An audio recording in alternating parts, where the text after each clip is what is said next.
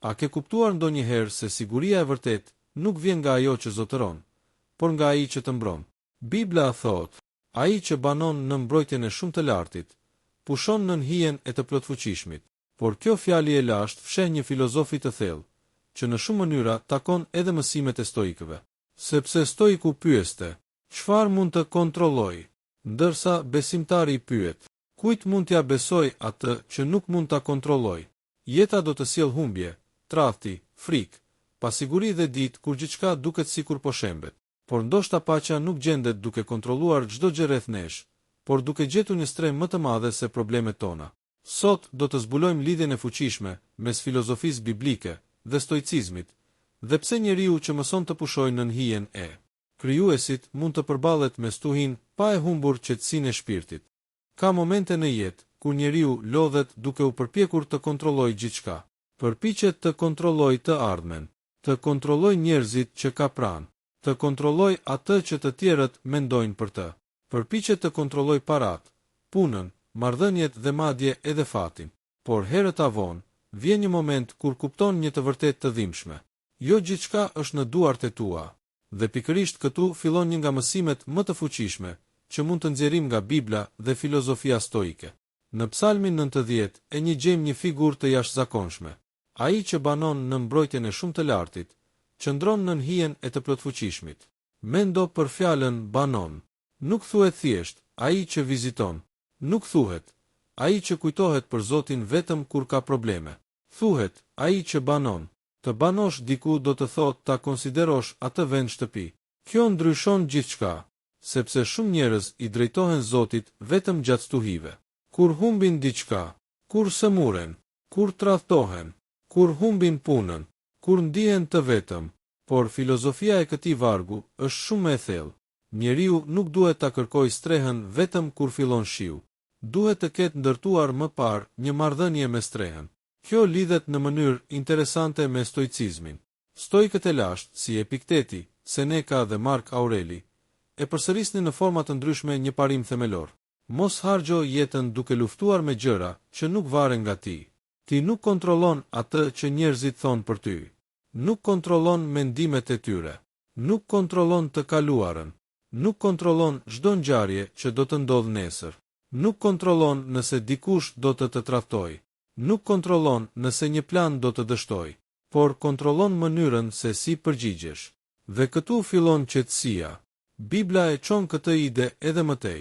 Ajo nuk thot vetëm, prano atë që nuk kontrollon. Ajo të mëson, besoj atë që nuk mund ta kontrollosh ati, që është më i madh se ti. Ky është një ndryshim i madh. Stoiku thot, unë do të kontrolloj reagimin tim. Besimtari i thot, unë do të bëj atë që është në fuqinë time, dhe pjesën tjetër do t'ja besoj krijuesit. Të dyja rrugët takohen te një pikë e rëndësishme. Paqja nuk vjen kur jeta bëhet perfekte. Paqja vjen kur shpirti nuk lejon që kaosi i jashtëm të sundojë botën e tij të brendshme. Imagjino një njeri që ecën në mes të një stuhie. Era është e fortë. Shiu bie pa pushim. Qielli është i zi, por ai ka gjetur një streh. Stuhia nuk është zhdukur, por ai nuk është më i pambrojtur. Kjo është një nga metaforat më të bukura të Psalmit 91. Hija e krijuesit nuk do të thotë domosdoshmërisht se nuk do të përballesh kurrë me probleme. Do të thotë se problemet nuk duhet të përcaktojnë se kush je, sepse një nga gabimet më të mëdha që bëjmë është të mendojmë. Nëse Zoti është me mua, atëherë asgjë e keqe nuk duhet të më ndodhë. Por historia njerëzore nuk funksionon kështu. Edhe njerëzit e drejtë përballen me humbje. Edhe njerëzit besnik qajnë. Edhe njerëzit e fortë thyhen. Edhe njerëzit me besim kalojnë net të errta. Dallimi është se ata nuk e shohin errësirën si fundin e historisë. Ata besojnë se ka një realitet më të madh se ajo që shohin në atë moment. Dhe pikërisht këtu stoicizmi na jep një mësim të vlefshëm. Epikteti mësonte se nuk duhet të shqetësohemi për gjithçka që ndodh, por për mënyrën se si gjykojmë atë që ndodh, sepse shpesh nuk është vetë ngjarja që na shkatëron, është interpretimi ynë. Dikush të kritikon, ti mendon, të gjithë më urrejnë. Dikush të refuzon, ti mendon, nuk vlej asgjë. Një biznes dështon, ti mendon, jeta ime mori fund. Një marrëdhënie përfundon, ti mendon, nuk do të jem kurrë i lumtur. Por një mendje e stërvitur ndalon dhe pyet: a është kjo me të vërtet fundi, apo vetëm një moment i dhimbshëm?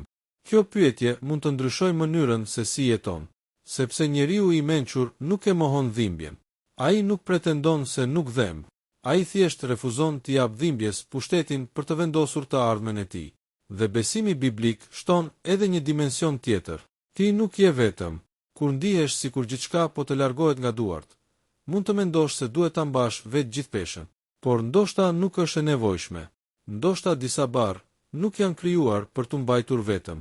Prandaj, një nga mësimet më të fuqishme shpirtërore është: bëj atë që mundesh, pastaj mëso të dorëzosh atë që nuk mundesh. Ky nuk është dobësi, është pjekuri, sepse ekziston një dallim i madh mes dorëzimit dhe dorëzimit të shpresës. Të dorëzosh kontrollin nuk do të thotë të heqësh dorë nga jeta. Do të thotë të pranosh kufijtë e tu. Ti mund të punosh fort, mund të planifikosh, mund të përpiqesh, mund të marrësh vendime të mençura, por nuk mund ta komandosh çdo rezultat, dhe sa më shpejt ta pranosh këtë, aq më shumë energji do të kesh për gjërat që vërtet varen nga ti. Mark Aureli, perandori filozof, jetoi mes luftërash, sëmundjesh, vdekjesh dhe krizash politike. Ai nuk kishte një jetë të qetë, por pikërisht në mes të kaosit, ai kërkonte qetësinë e mendjes. Ky është një paradoks i madh. Ndonjëherë nuk kemi nevojë që stuhia të pushojë. Kemi nevojë të bëhemi më të fortë se frika jon ndaj stuhisë. Dhe Bibla na çon edhe më thellë. Ajo na kujton se ekziston një streh që nuk ndërtohet me gur. Një streh që nuk varet nga madhësia e shtëpisë, nga madhësia e llogarisë bankare, nga numri i njerëzve që të rrethojnë, nga pozita shoqërore, nga fama, nga pushteti, sepse mund të kesh gjithçka dhe përsëri të ndihesh i pambrojtur. Mund të jetosh në një pallat dhe të mos flesh i qetë. Mund të kesh miliona dhe të kesh frikë se do t'i humbasësh. Mund të jesh i rrethuar nga njerëz dhe përsëri të ndihesh i vetmuar. Por mund të kesh një zemër të qetë edhe në një dhomë të vogël, sepse siguria më e madhe nuk është gjithmonë ajo që ndodhet jashtë nesh.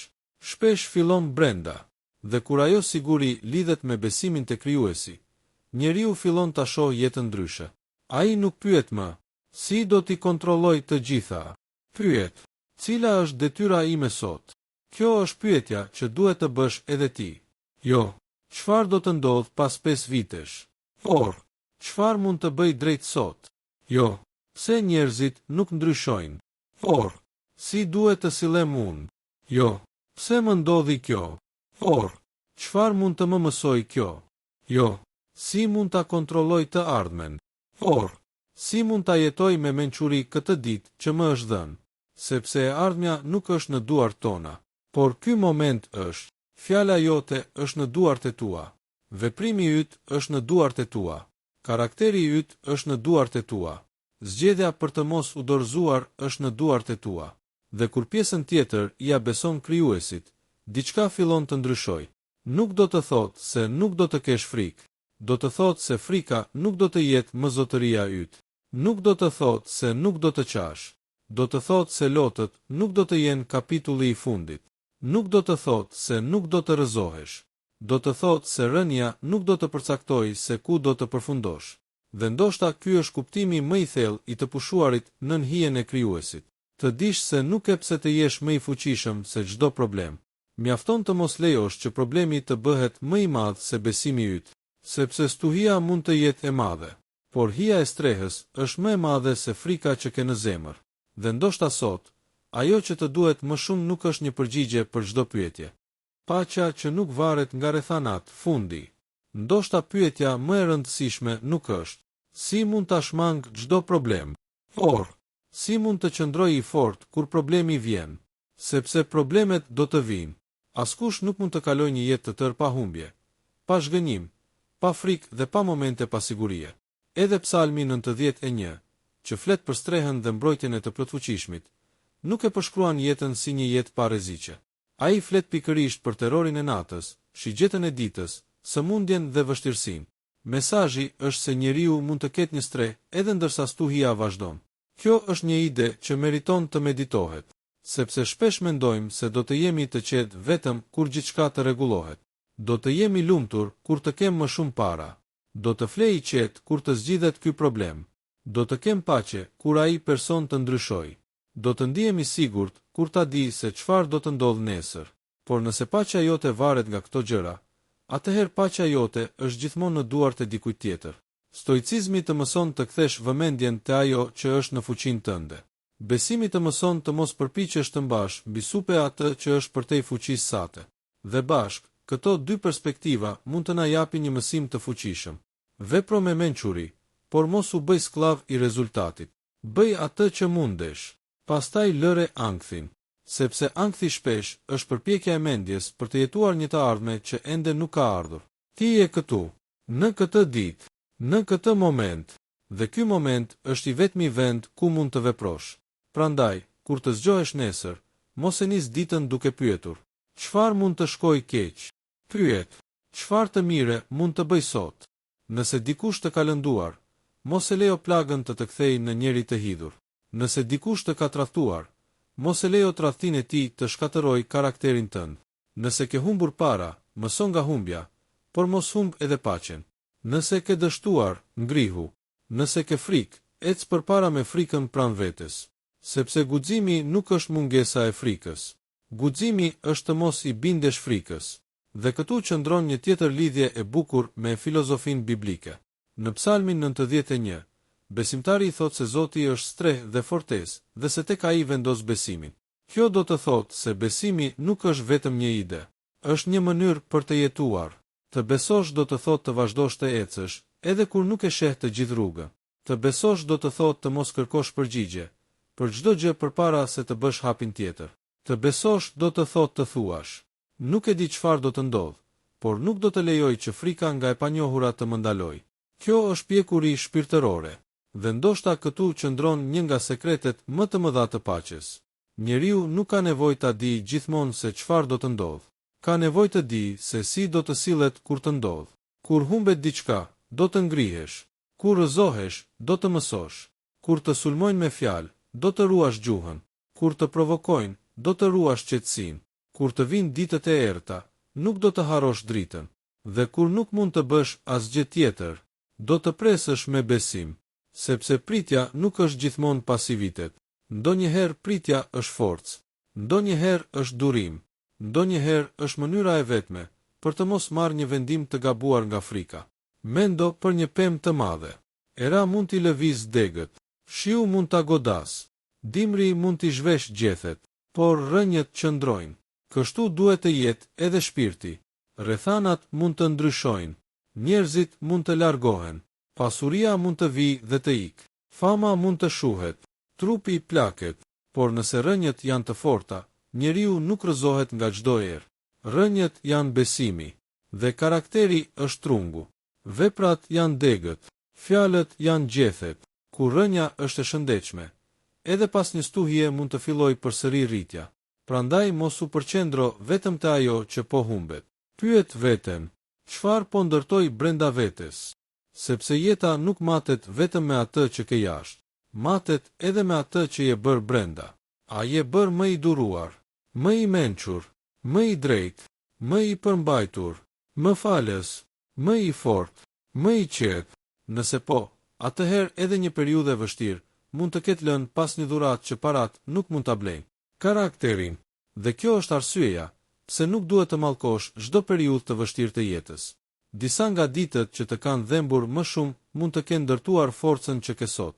Disa dyert të mbyllura mund të kenë larguar nga një rrugë që nuk ishte për ty. Disa njerëz që u larguan mund të kenë mësuar të mos e varësh vlerën tënde nga prania e tyre. Disa humbje mund të kenë mësuar çfarë ka vërtet rëndësi. Kjo nuk do të thotë se duhet ta duash dhimbjen. Do të thotë se mund të zgjedhësh të nxjerrësh urtësi prej saj. Dhe kjo është një nga fuqitë më të mëdha që ke. Të kthesh plagën në mësim, të kthesh frikën në besim, të kthesh dështimin në përvojë, të kthesh vetmin në reflektim, të kthesh një natë të errët në një arsye për të kërkuar dritën. Kjo është filozofia e një njeriu që nuk lejon rrethanat ta përcaktojnë, sepse mund të mos zgjedhësh gjithmonë atë që të ndodh, por mund të zgjedhësh atë që do të bëhesh përballë saj. Dhe tani kthehemi te fjalia e parë. Ai që banon në mbrojtjen e Krijuesit, pushon i sigurt nën hijen e tij. Kjo nuk është thjesht një fjali për ta dëgjuar. Është një mënyrë për ta jetuar jetën. Bano, mos vizito, mos kërko streh vetëm kur ke frikë. Ndërto një marrëdhënie me Zotin edhe në ditët e qeta, sepse kur të vi stuhia, do ta njohësh rrugën drejt strehës. Dhe ndoshta ky është mesazhi që duhet të marrësh me vete sot. Nuk e pse ta kontrollosh të gjithë jetën. Mjafton të kontrollosh zemrën tënde. Ruaje mendjen, ruaje fjalën, ruaje karakterin, bëj të mirën që mundesh, fal kur mundesh, largohu kur duhet, qëndroj i fort kur duhet, dhe kur të përballesh me gjëra që janë përtej fuqisë sate. Mos u shkatëro duke u përpjekur ti mbash të gjitha. Dorëzoi Krijuesit, sepse ka një lloj force që nuk bërtet, nuk kërcënon, nuk kërkon të kontrollojë gjithçka. Ajo thjesht qëndron kur të tjerët largohen, qëndron kur bota bëhet e pasigurt, qëndron kur përgjigjet nuk vijnë, qëndron edhe kur nata duket e gjatë. Dhe kjo është forca e një shpirti që ka gjetur strehën e vet. Prandaj, kur të vi dita e vështirë, kujtoje këtë. Stuhia nuk është shtëpia jote. Frika nuk është shtëpia jote. Dështimi nuk është shtëpia jote. E kaluara nuk është shtëpia jote. Ti mund të kalosh përmes tyre, por nuk e pse të jetosh brenda tyre. Shtëpia jote duhet të jetë aty ku gjen paqe, aty ku gjen besim, aty ku gjen urtësi, aty ku shpirti yt pushon. Dhe nëse sot po kalon një periudhë të vështirë, ndoshta nuk ke nevojë të dëgjosh se gjithçka do të jetë e lehtë. Ndoshta ke nevojë të dëgjosh diçka më të fortë. Ti mund ta përballosh këtë ditë. Merr vetëm hapin e radhës. Mos e jeto të gjithë jetën brenda një nate. Mos e mbaj sot barën e nesërme. Bëj pjesën tënde. Lutu, mendo, vepro me mençuri dhe pastaj pusho, sepse edhe kur ti nuk e sheh të gjithë rrugën, Krijuesi e sheh. Dhe ndoshta kjo është paqja më e madhe. Të ecësh përpara pa pasur nevojë të dish gjithçka. Të kesh frikë, por të mos ndalosh. Të mos kontrollosh gjithçka, por të mos humbasësh besimin. Të kalosh në përstuhi dhe përsëri të thuash: ai është streha ime, ai është fortesa ime. Unë nuk jam vetëm, dhe kur nata të jetë e gjatë, mos harro. Hija ekziston sepse ka një streh. Prandaj pusho, merr frym, lëre ankthim, bëj atë që mundesh, dhe atë që nuk mundesh, ja beso Krijuesit, sepse njeriu që ka mësuar të pushojë nën hijen e tij, nuk ka nevojë që bota të jetë gjithmonë e qetë. Ai ka mësuar të gjejë qetësi edhe kur bota është në stuhi. Dhe kjo është një nga format më të larta të forcës. Të kesh një zemër të qetë në një botë që nuk është gjithmonë e qetë.